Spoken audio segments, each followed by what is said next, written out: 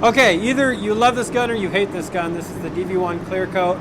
I hated this gun when I first got it. In fact, I've owned it 2 other times besides this one and sold it both times. Just could never dial it in. This go around, I really decided, you know what, like, I'm gonna just see what it takes to get good with this gun. I spoke to my buddy the Gunman here on Instagram. He's also on YouTube.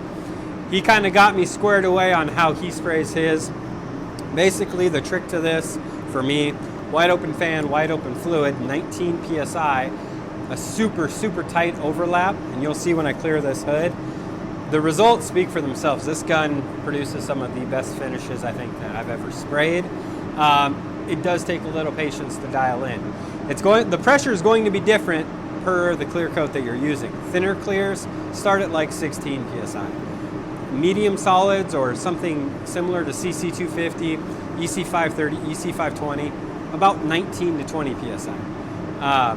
Really thick clears like super high solids, I mean, you're probably looking at 22 to 25 PSI.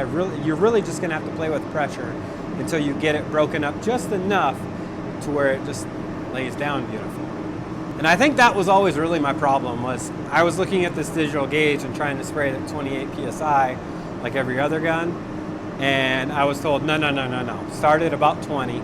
You might go down, you might go slightly up, but that's kind of the sweet spot. So I'll give you an example spraying this hood. I'll do the top side and I'll show you guys the results, but I'll kind of show you how tight my overlap is while spraying this. All right, here's the overlap. I'm talking 75 to 80%. And this is true arm speed. I do speed it up just for time's sake here in a second, but I mean, this gun rewards patience. When I first started spraying with this thing, like I had mentioned, I was spraying it at like 28 PSI and just everything appeared dry. I really had to slow down to get it to lay out.